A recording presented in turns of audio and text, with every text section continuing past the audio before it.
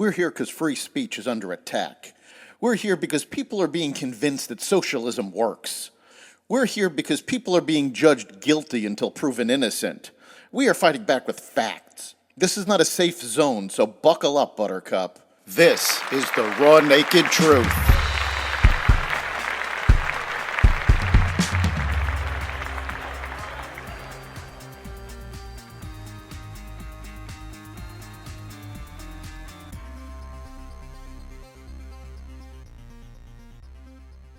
Israel rescues 4 hostages. Conservatives win big in Europe. A teachers' union publishes a pro-Hamas playbook. A new green benefit to fracking, and more. Welcome to the Raw Naked Truth. I'm your host, Eric Lopkin, and here's the news you need to know.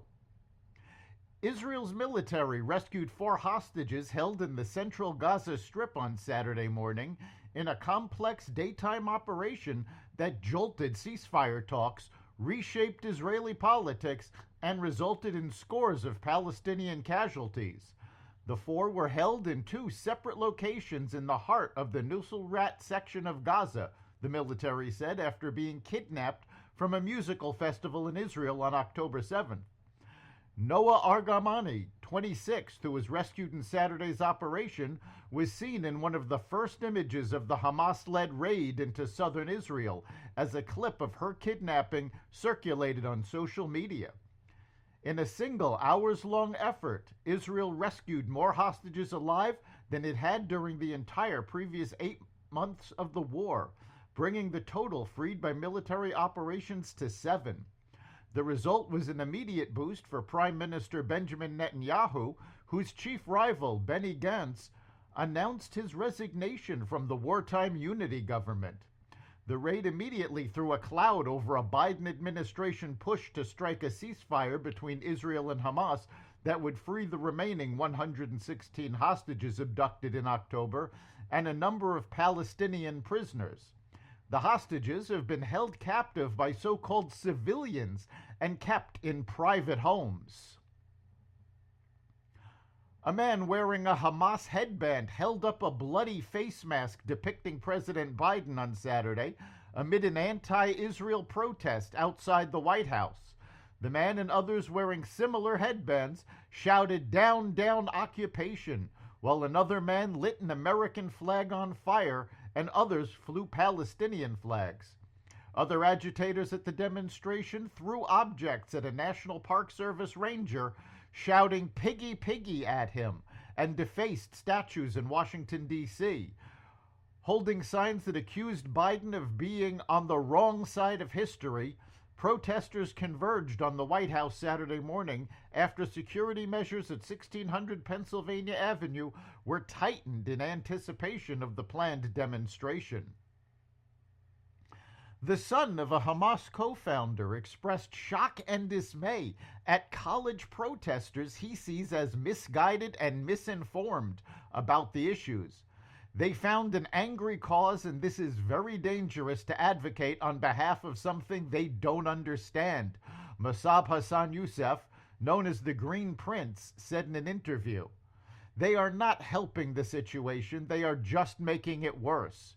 Youssef, who was in Manhattan to address the Jerusalem Post New York conference, is the eldest son of Hamas co-founder Sheikh Hassan Youssef. The son defected to Israel in 1997 and worked as an undercover agent for a decade before moving to the United States. French President Emmanuel Macron sent shockwaves across France when he announced he would dissolve the country's parliament and hold fresh elections in a few weeks. In the European Parliament vote revealed last night, Macron's party was routed by Marine Le Pen's far-right party, showing that voters are dissatisfied with France's status quo. Macron wasn't Europe's only governing party to lick its wounds. German Chancellor Olaf Scholz's Social Democrats posted their worst result ever in another rebuke of the political mainstream. Democratic strategist James Carville demanded more slanted media coverage of Donald Trump during his podcast on Thursday and called out the executive editor of the New York Times for saying the paper intended to cover the full range of issues in the presidential campaign, not just those favorable to one side. Now you have Joe Kahn, the new editor or publisher, whatever he is at the New York Times, saying, "We're just got to cover this down the middle. We're going to cover what it is." I don't think that's the role of news media at a time when the entire Constitution is at peril, Carville said during his Politics War Room podcast, which was first reported by the Daily Caller. "I don't have anything against slanted coverage. I really don't. I would have something against it at most other times in American history, but not right now. F your objectivity. The real objectivity in this country right now is we're either going to have a constitution or we're not," Carville said. Kahn pushed back on the idea the media needed to abandon its central role as a source of impartial information because Democrats want people to believe Trump is a threat to democracy during an interview with Semaphore in May. He said it wasn't the job of the Times to become an instrument of the Biden campaign.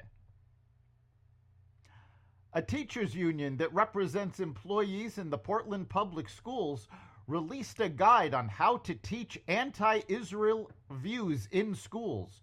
Oregon Educators for Palestine, in association with the Portland Association of Teachers, released the handbook titled Know Your Rights, Teaching and Organizing for Palestine Within Portland Public Schools, allegedly in response to teachers being censored and facing discrimination and harassment at the hands of PPS district leadership for their anti-Semitic views. The handbook alleges that teachers were censored for teaching about Palestine, posting pro-Hamas sentiments in schools, and even those wearing pro-Palestine messages. The discovery of the potential for thousands of tons of lithium to be extracted annually from wastewater generated by fracking in the Marcellus Shale leaves proponents of a green energy future at a crossroads. A University of Pittsburgh study suggested processing byproducts from natural gas production in Pennsylvania's Marcellus Shale Basin could potentially meet nearly half of U.S. lithium needs. The typical electric vehicle requires nearly 18 pounds of lithium to power its battery. That figure grows exponentially for Teslas, according to reports. Representative Guy Reschler of Pennsylvania, who represents much of the Marcellus territory, told Fox News he wants to see those on the left change their tune. Now nearly 40% of our nation's domestic need for lithium can be found right here as a byproduct of fracking, he said. I fully expect every single Democrat to join Republicans in supporting domestic natural gas development. That's the Raw Naked Truth.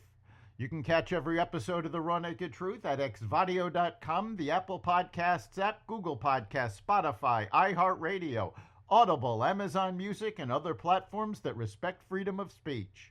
We'll see you next time.